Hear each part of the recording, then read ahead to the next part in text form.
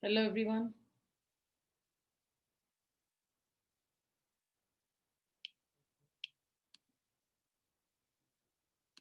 Right. I think.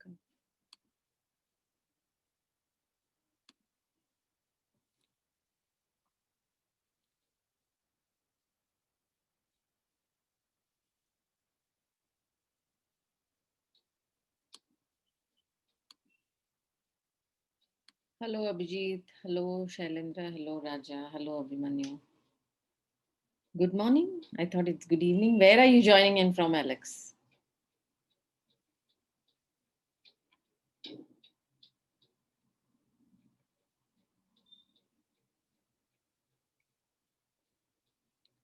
So, yeah, we'll just start in a while. Good evening, everyone. Ecuador. Okay, it's morning in Ecuador.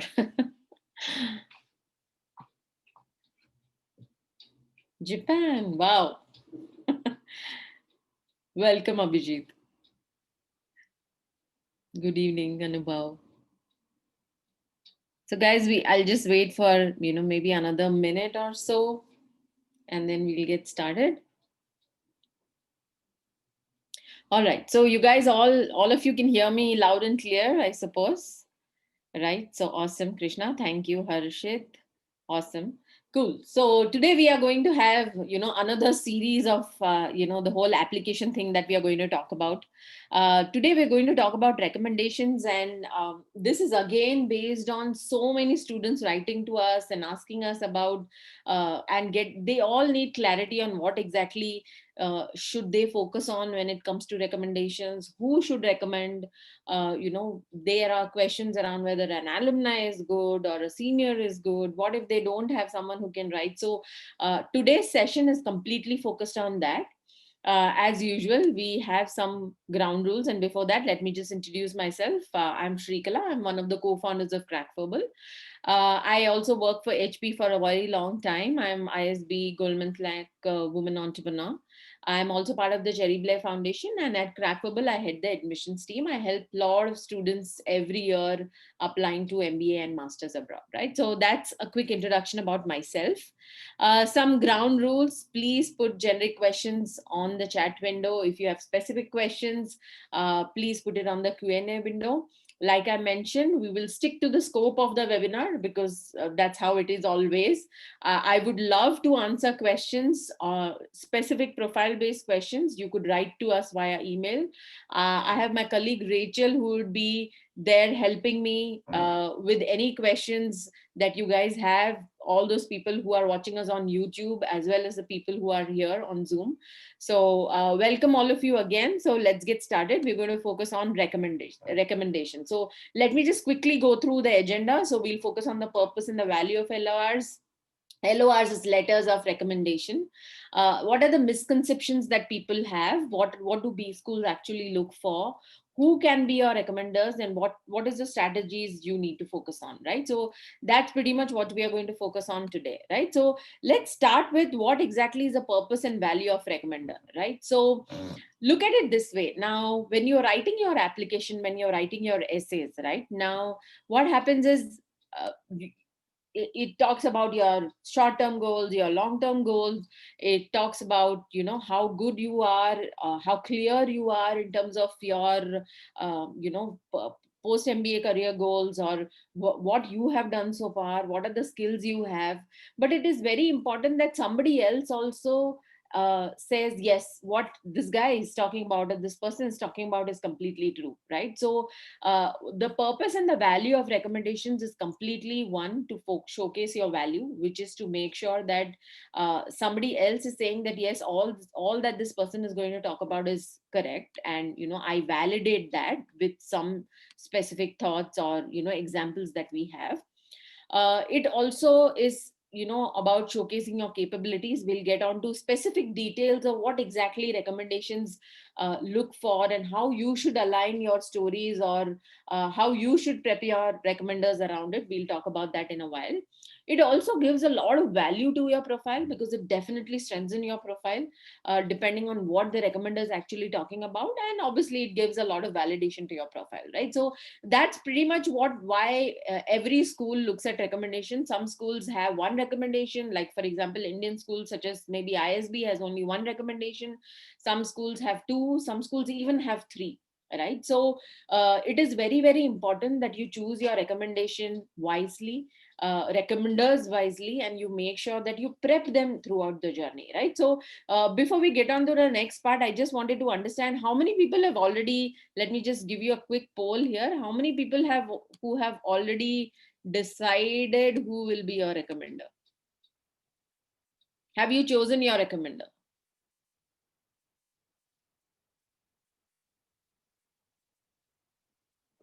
Okay, so I have quite a lot of people who have mentioned that they've chosen the recommender. Okay, almost 50% have chosen and 50% haven't. Okay, so I'm assuming all those people who are applying for R1 could be the people who have already decided who would be the recommenders, and people who are planning to apply later are, wow, it's almost like a 50-50. You must see the results, right? So, you know, yes and no. So, 50% of the people have chosen their recommender and 50% haven't, right? So wow, this is something amusing, right? So yeah, so in terms of why it is very important to make sure that you actually understand what recommendations are looking for, right? So let's look at the common misconceptions that people have.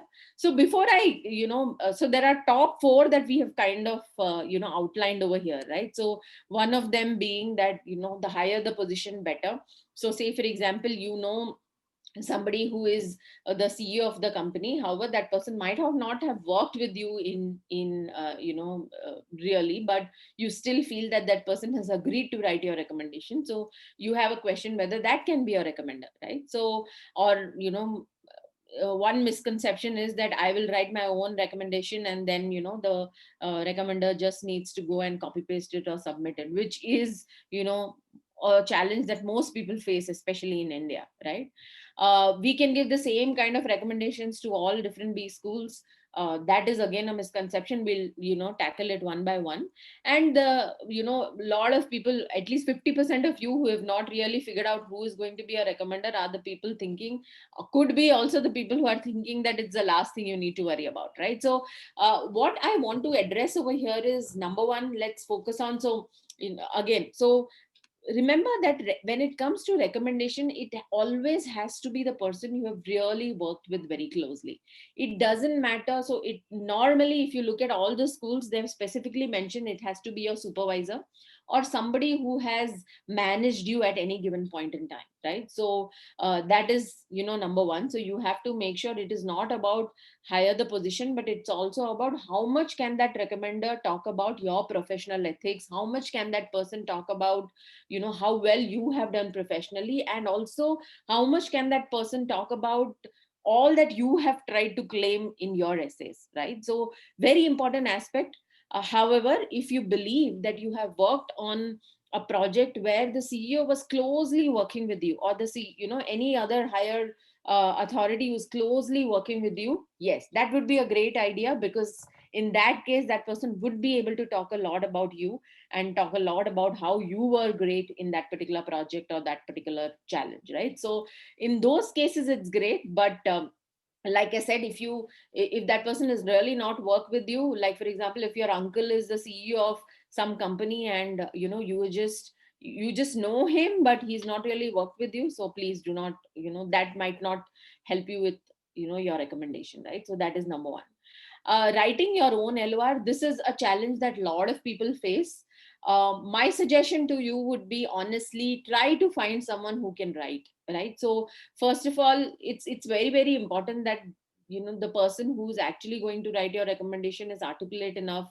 I know people can be busy and people can say that, hey, I really don't have time, but it is also about prepping them through for your journey, right? So you will have to actually talk to them very early on, tell them that I really want to make sure that you are the person who will actually write my recommendation, because I believe I have worked very closely with you. Share your aspirations with that person, provided obviously it is not affecting your appraisal. But you have to make sure that those kind of things are things that you actually talk it out to them and give them enough time in advance, and don't do that like last minute 1 week before the deadline, right? That's the last thing you should do, right? So just make sure you focus on prepping this whole recommendation thing much beforehand. In fact, having one session specifically for recommendation itself tells you how important it is, right? So that is also the reason why we created this session today, to emphasize the point that recommendations are a very important aspect of your application, right? Every school, so what also happens is normally most people apply to at least 3 to 5 schools. And so which also means that if each school is looking at least 2 recommendations, you will need at least 10 recommendations in total, right? So if you're using just 2 people for writing all the 10 recommendations, it might be slightly taxing for the recommender too, because all the recommendations questions can vary. We will get on to that. You'll see a few questions in a while, which also comes gets me to the point that you have to make sure that you have at least more than 2 or 3 recommenders planned, who you have spoken to, who's ready to write your recommendation, so that at least when you're applying to 5 schools, it's quite divided, and you are not just copy pasting the same thing, because every schools will have different way of what they want to understand from a student's profile, right? So it's not the same thing. It's not just one single PDF where it's a bunch of adjectives that Shreekala is very hardworking and very diligent and very good and very good at teamwork, and she really does her job well, and XYZ and all set of adjectives, and then it's I really recommend him or her to this particular school. It's not like that, right? So it is a slightly more detailed format. Sometimes it will take around 300 to 500 words. It's also mentioned over there on the school's format for recommendations, which also means that you will have to put in a little bit more effort prepping them for your recommendations, right? So that is one thing you have to focus on. Lastly, like I said, I can't emphasize this enough. Please do not keep it to the last moment. Please make sure you focus on it much early. And like, for example, when you're planning to write your essays, or when you're preparing for your essays, start thinking about the recommendations right at that point, right? So don't keep it for the last moment or the last minute. It's a very important aspect of your entire application journey, right? So let's focus on what do B schools look for, and why is the whole, why do they even have recommendations, right? So what we've tried to do is we put these points in, put these aspects in 6 points. One aspect, so in when you look at the kind of questions, right, these are pretty much the 6 points that they are looking at when they are trying to analyze a student, or when they are trying to evaluate a student's profile, when it comes to apply when you're applying to any B school, right? So first aspect is leadership, right? So in some way or the other, they are looking at some example of leadership that the recommender is talking about. That is number one. Number two, they are seeing that, okay, what are the kind of analytical skills that this person have? Again, it has to be something which actually comes with some kind of example, or some kind of situation that the recommender is talking about. How is this person when it comes to collaborating with different teams, right? So does this person actually is that person really good working with teams? Because when we are looking at someone who's an MBA and going to work with international teams, or working abroad, living abroad, it is a very important aspect of somebody's profile, especially post MBA, right? Resilience. How is this person actually managing difficult times? This is also one very important aspect that they want to look at. In fact, they want to see what, with the kind of examples they want to see by the recommender, they want to see that what are the kind of aspects, or what are the kind of key situations that you have faced, or how you have actually reacted, or how you have actually managed those certain situations. Empathy, and finally initiative, right? So empathy, obviously this is a very important factor. This is very important for any leader, any manager. And finally, in terms of initiative, what are the kind of projects you have worked on?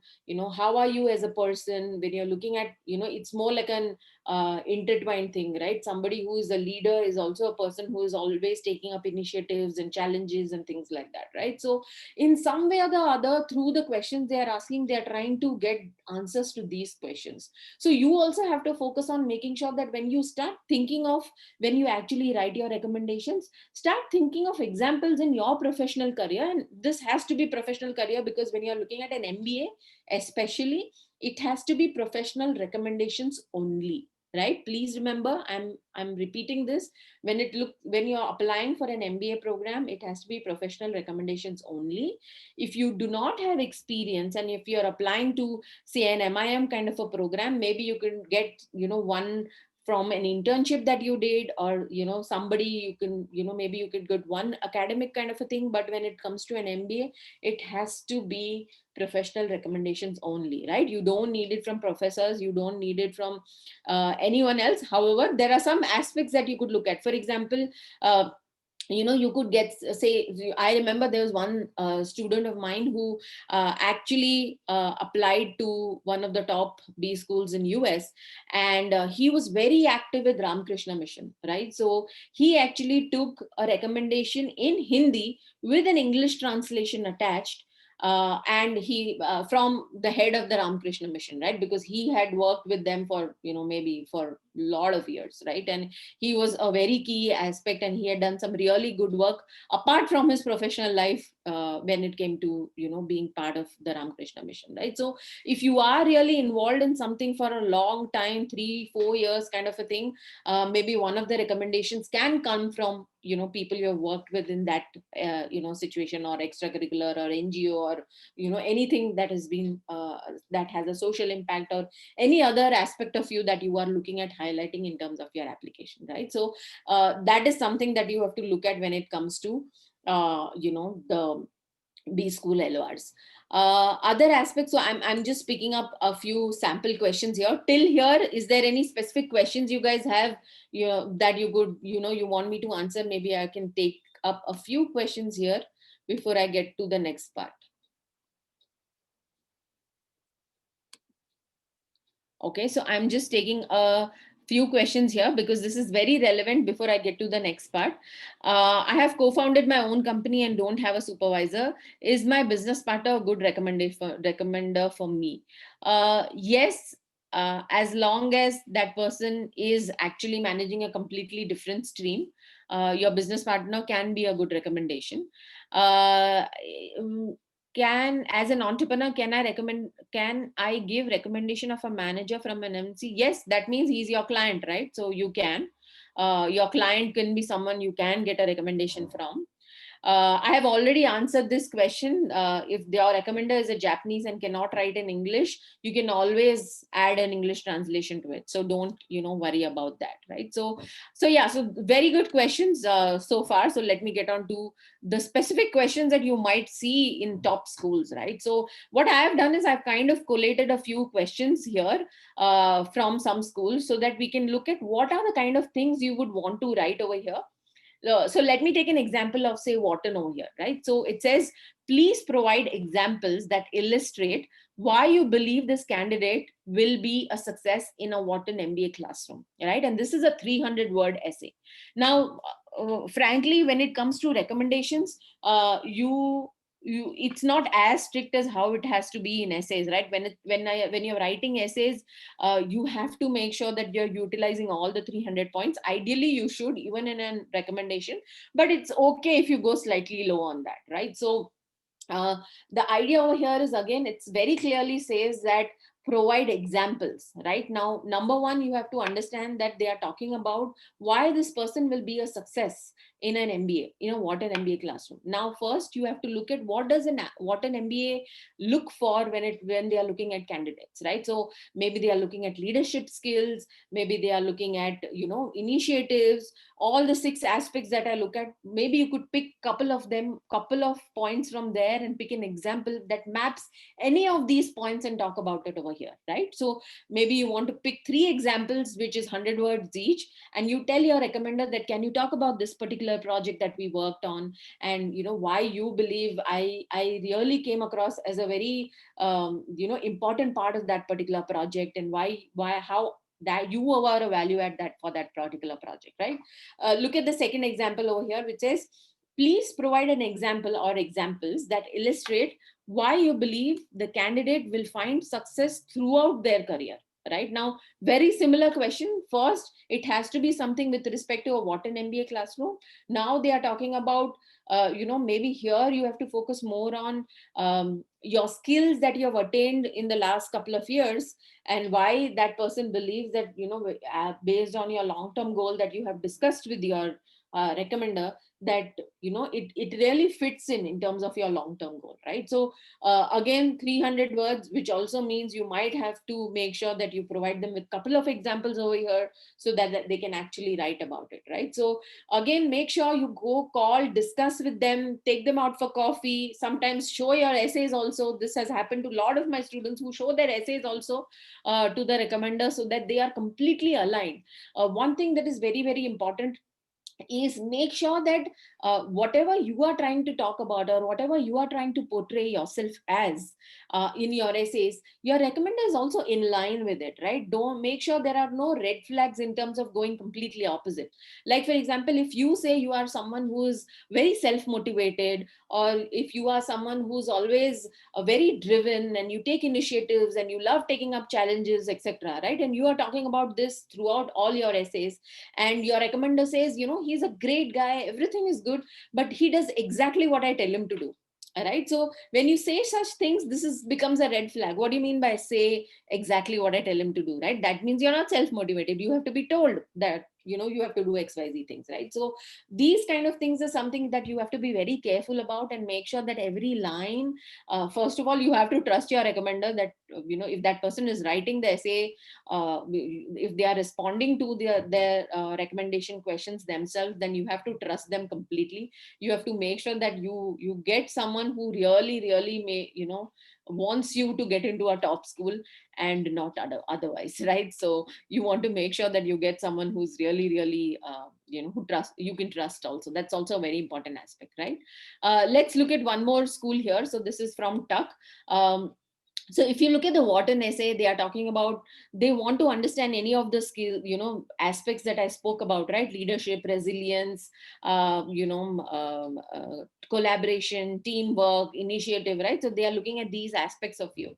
Now here, let's see what they are looking at. It says brief. So one is more about how much you know that person. So it's more about a brief interaction, like how well do you know this person.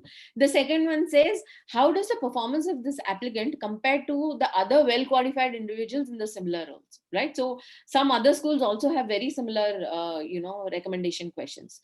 Now what does it mean by this is, you want to bring out that strength that you have in you. Right now, one way to look at this is, sometimes, like I said, since you have to prep your recommender, you might want to go and ask your peers, you want to ask your colleagues, saying that, what do you think are my principal strengths, right? What do you think is my strength?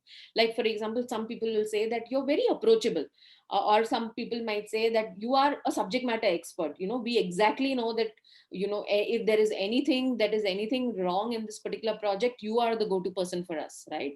Or somebody might say that, you have this drive in you, and you are really aggressive, that you actually make sure that you take the bull by the horn and make sure you get things done, right? So you might want to highlight your strengths, and you might want the recommender, you should ask your recommender to focus on those aspects of you, and highlight your strengths, so that they can put those aspects over here. Right now, the third point is, again, something that is asked in a lot of schools, right? So describe the most important piece of constructive advice you have given to an applicant.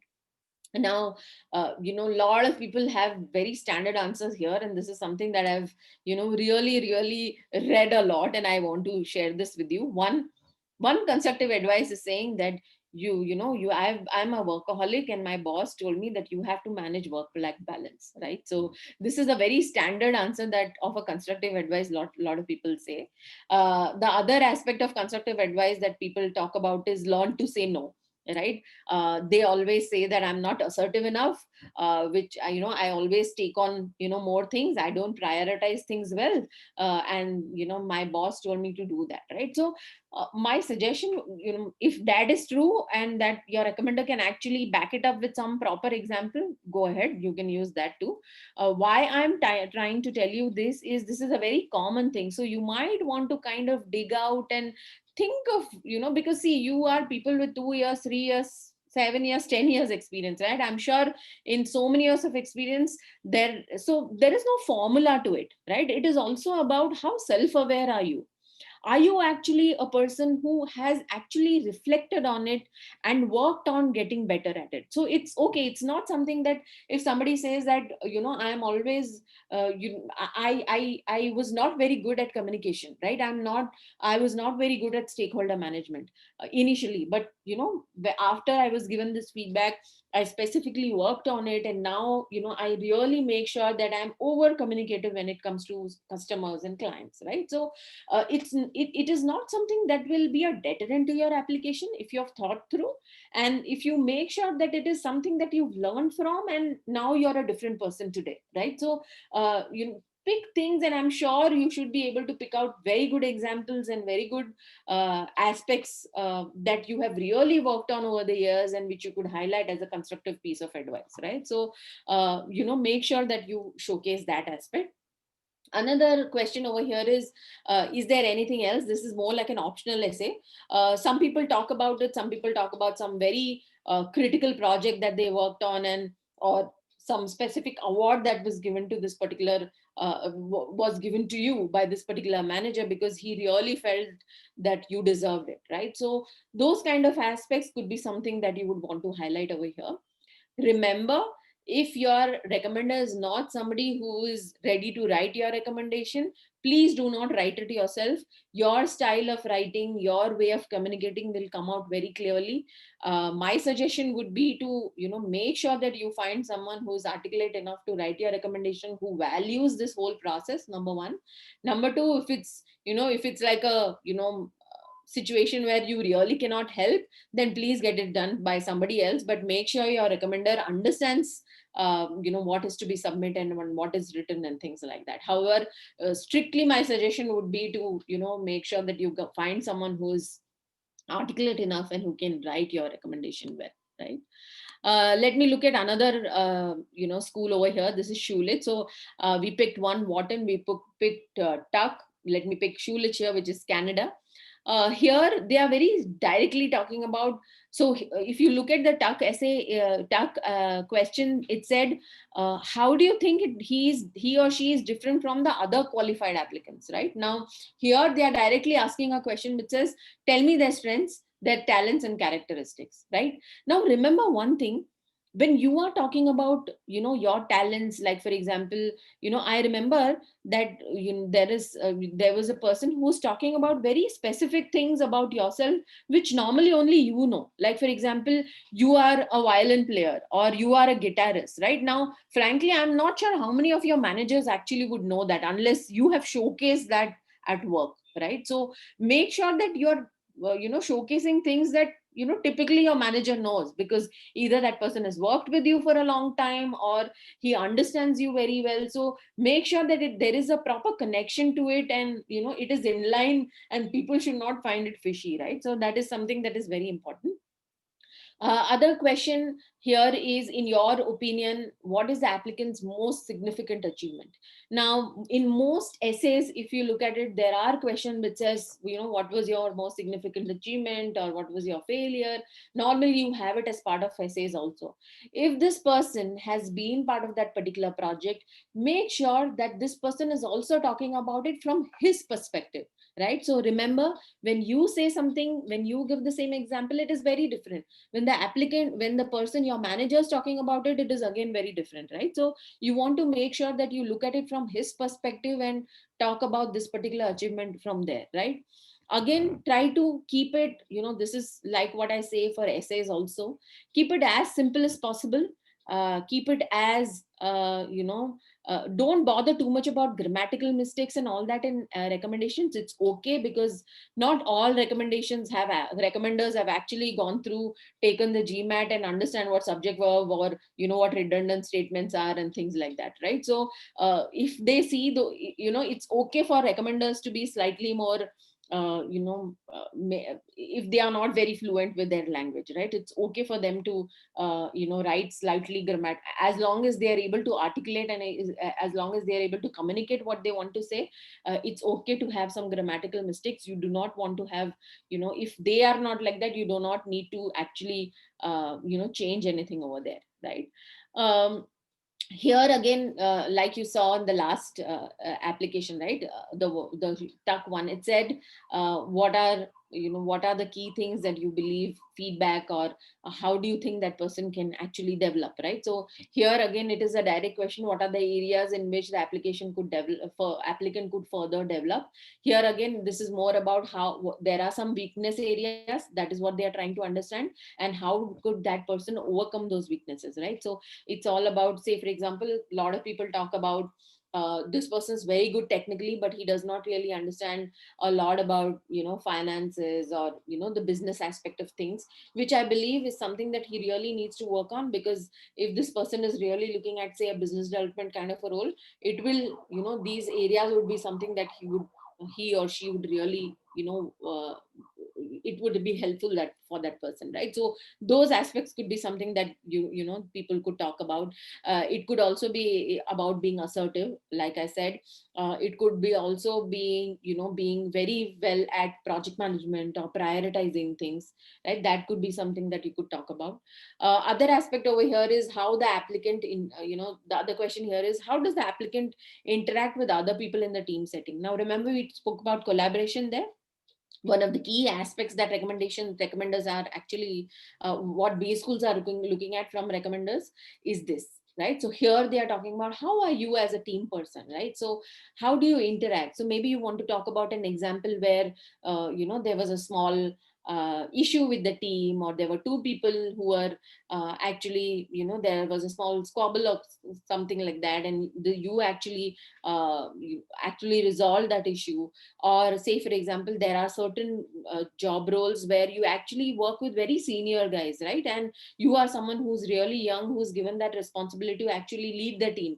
And that time it's always a conflict, or it's always an ego issue that normally people have. And how did you actually handle that, right? So that could be something that you would want to showcase over here, right?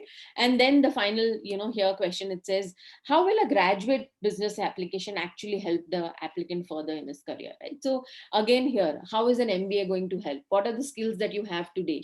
How is an MBA going to help you with that later in your career, right? So these are the kind of things that they would want to understand and ask. Again, these will have word limits for sure, so you might want to also make sure that these are on the right word limit part. I've added one more from said here, which says, upload a letter, elaborate your rating. So some schools also have ratings. Okay, so they will have specific aspects, like for example, they will have, under leadership, they'll have specific questions, and the recommender has to rate you from bad to excellent. Right now, here a lot of people ask me that, does excellent in everything look very unrealistic? Frankly, if you are excellent, it should be excellent, right? But if your recommender feels that you are average in some areas, excellent in some areas, not very good at being assertive, those kind of things, it can be okay. Like I said, it is not a formula. It's not that everyone who gets an admit gets all excellence, or gets 3 excellents and 4 bad, or things like that. There's no formula to it. It's completely between you and your recommender, and what they think about you, and what they want to highlight about you, very transparently to the school, right? So here they will have ratings, but they will have very few questions where they would want them to write and things like that, right? So ISB has, 4 questions here. It says, one is obviously, it is more about how much do you know this person, like how long have you known him, have you been your manager, and things like that. Similar to how we saw in tuck, right? Performance between well qualified individuals, most constructive, very similar to how we saw earlier. And then, is there anything we should know, right? So these are the kind of questions that you normally see. IIMB has something which says applicants' most outstanding talent or ability. Right now, here, what would you like to showcase? It's not about, yeah, so remember, recommender is a professional recommender, right? So it has to be an outstanding talent or ability in a professional setup. Don't say he's a great dancer or she's a great dancer, right? It has to be in a professional setup only. So this example has to give, this question needs to have an example that you are talking about. It needs to have something that you are actually adding to the claim, right? So you have to make sure you give those examples. uh, Cannot emphasize more. It has to be with proper examples about projects. It has to be something that talks about how this your recommender has witnessed this aspect of you, right? um, Applicants chief liabilities and weaknesses, again here it's more about what are your areas of improvement, and how does the recommender feel you can actually overcome it, right? So these are the kind of things that you need to focus on when it comes to recommendations, right? A lot of people tell me, can I get my recommendation right away, and I will submit it later? So first of all, remember, every school has different questions, like we already saw, which means it's not like a letter or a PDF on a letterhead that you get written, which is all a set of objectives. It has to adhere to what the school is asking. So normally what happens is, there is a tab which says recommendation, and you have to add the name, email ID, and the phone number of that person. It has to be an official email ID. It cannot be Gmail ID or any personal ID.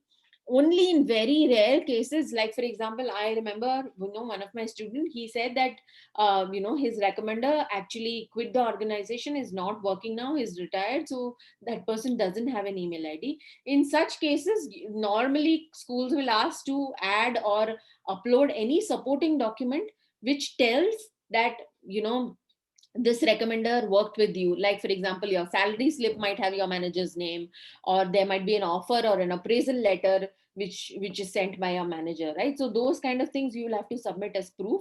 Most schools very specifically specify in the application form itself that please do that, please upload a proof if you are using a personal ID, right? So make sure those things are something that you are making your adding to, or you're very careful about those things, right? Our recommenders contacted? Yes, sometimes. If they if they really want to, if see, first of all, you have to remember that mostly uh, schools will trust you, right? So they will trust whatever you have written, they will trust whatever your recommendation, your recommender is saying, everything they will trust, right? However, if they really find something fishy and there is some disconnect, the whole reason of why a name, email ID, and a phone number is provided over there is to give them that flexibility to even pick up the phone and call and ask them that this, you have given a recommendation for so and so person, what do you think, right? So it can happen. So it is always best to make sure that you're honest in every step of your application journey, since you're you don't want to get to a point where you've already got an admit and there has been some scrutiny and things go wrong, right? So always better to be safe, and make sure that do everything that you're doing throughout the process very honestly, and do it in a proper way, right? So like I said, this is part of your application. Create a login ID on your on the school's website. There will be a tab for recommendations. If they say two recommenders, you'll have to add two recommenders name, email ID, phone number. Automatically an email will go to them. The email will have sometimes a login ID or password for some schools, where the recommender has to log in then submit their answers. Sometimes it's an inform kind of a thing on the email where they have to type it and submit. As soon as they submit, it will come as status as submitted on your application, right? So some schools will want you to submit this as part of your application deadline. Some schools will give you 1 week extra after your application deadline, that you can actually, once you submit, after 1 week you can submit your recommendation. But most schools will want everything in place before the application deadline, right? So just make sure that you are ready, and you are planning this much beforehand. Choosing your recommender, right? So again, these are questions that a lot of people ask me. Uh, it is very important that that person has worked with you. It is very important that somebody who can write well and is articulate enough. It is very important that someone has more experience than you, who has seen you grown at work, someone who knows your values, someone who understands and also values your journey in terms of why you believe you want to grow in your career and the reason why you're looking at a recommendation, asking for a recommendation, right? So again, very important aspect, like I can't emphasize more on this, right? So I've already told um, enough, right? Impactful strategies, make sure you have enough time. So if your deadline is say 9 September, make sure you start thinking about it right away. Make sure you have enough time to review it as part of the application process. So ideally recommenders have to directly go and submit, but we are open to review it, right? As part of the application service, if you're part of CrackVerbal and if you're availing the application part of it, we will help you review your LOR to make sure that it is online and you are addressing all these aspects in your LOR, right? Ensure that your LORs are even validated, you know what your recommender is writing, and also make sure that it is portraying the right image of you. Again, that becomes a very important factor, right? You don't want to, they should not go overboard also. At the same time, they have to make sure they say the right things, right, when it comes to talking about you. So yeah, so that's pretty much what I had. Any questions here? I will take up questions if you guys have.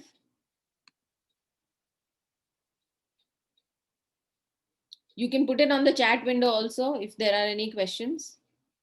Okay, I have questions here. Okay, I'll just take up questions here. Can I have a recommender who just holds a BE as a qualification? Doesn't matter. See, recommender qualification is not important. What is important is how much have they worked with you.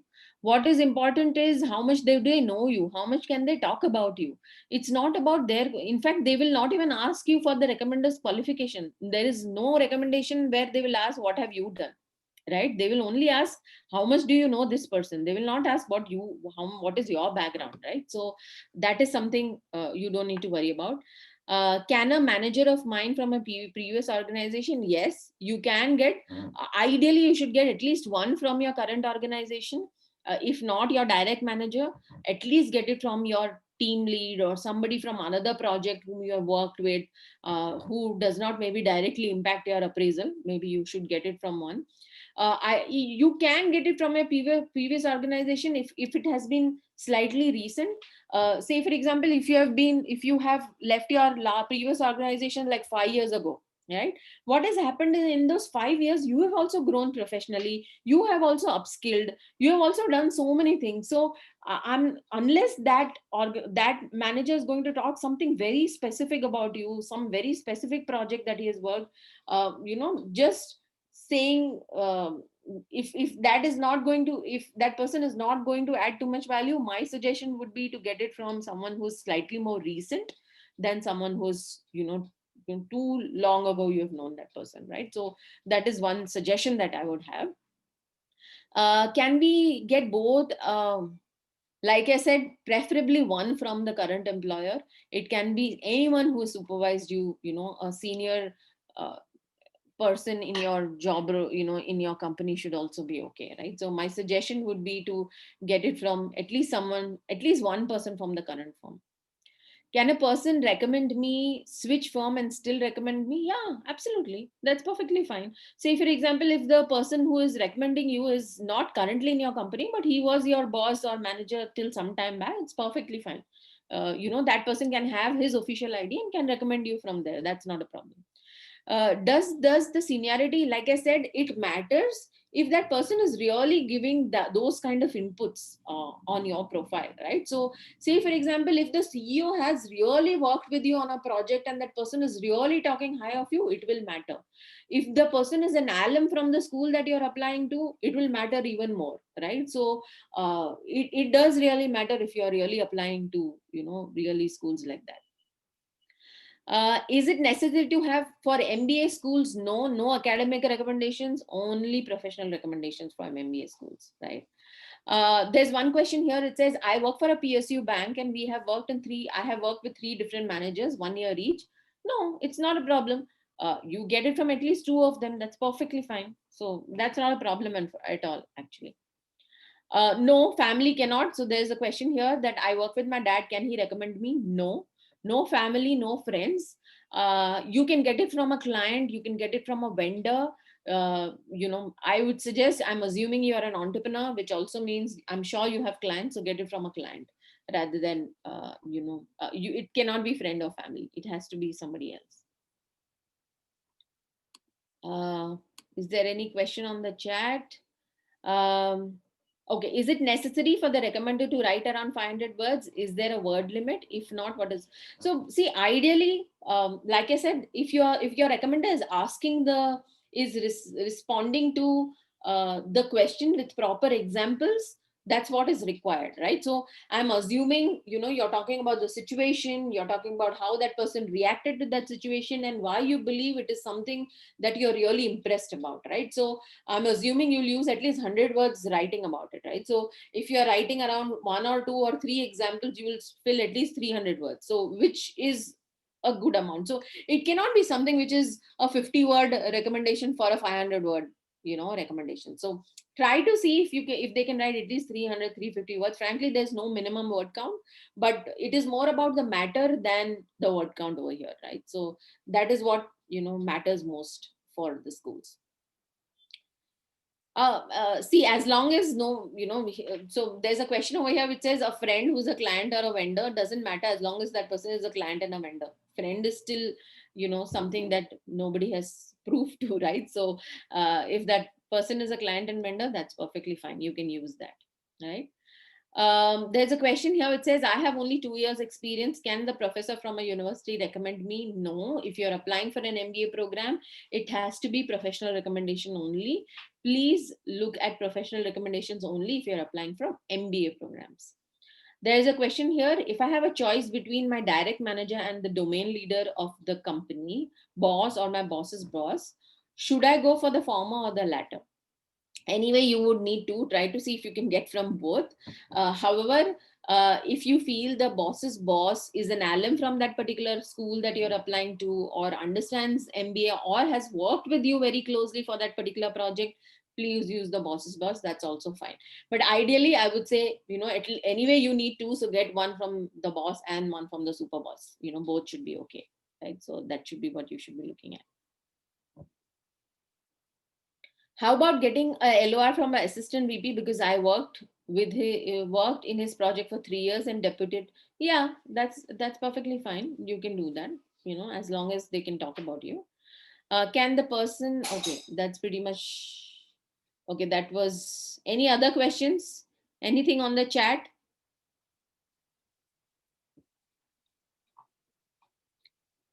All right. So yeah, so I think I pretty much answered most of the questions that I saw on the Q&A as well as on the chat. Okay, does work-ex of a client matter? No.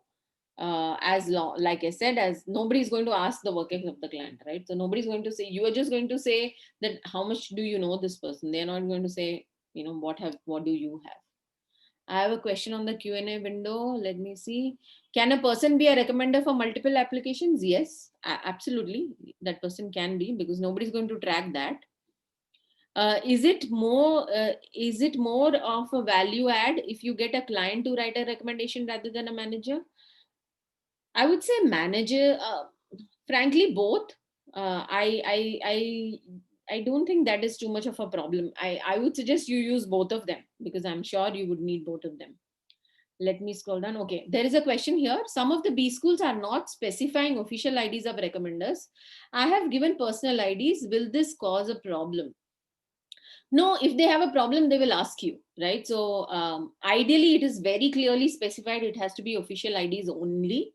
If they have not specifically specified, and if they have a question about it, they will write to you and they will ask you, right? So, preferably, if you still have a confusion, just write to them and get this clarified, right? Because it's not that you didn't give the official IDs for a reason. It's because it was not specified, right? So as long as that is clear, you don't really need to worry. Would you suggest getting records from 2 managers or 1 manager and 1 client for diversity? Um, See, look at it this way: how impactful would any of them be? More in terms of talking about you, I think look at it from that perspective. uh, Client is fine, 1 manager is fine. If you're looking at the diversity factor, maybe 1 client and 1 manager might be a good option, right? There's somebody else had a question in the Q&A. Said, okay, let me just check. Anubhav. Mm.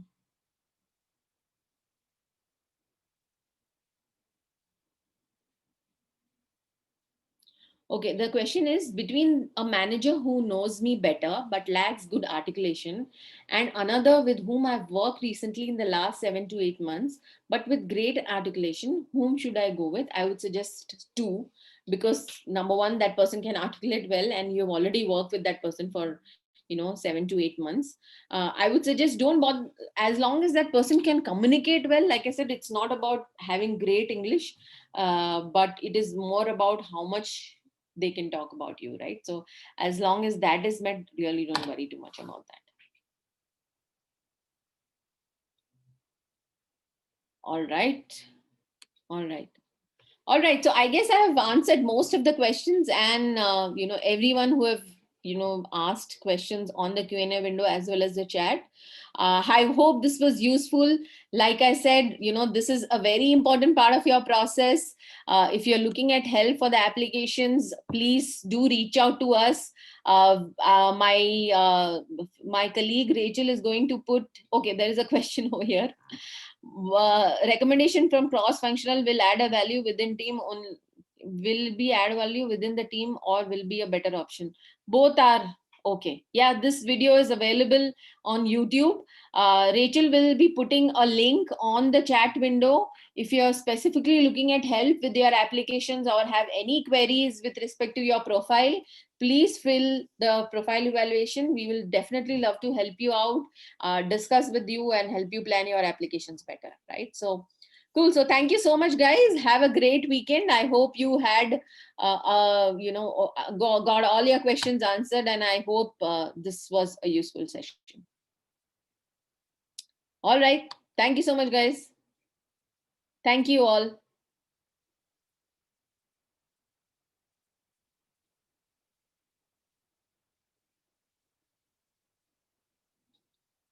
It is valid for quite some time, Farooq, so you can just copy paste it.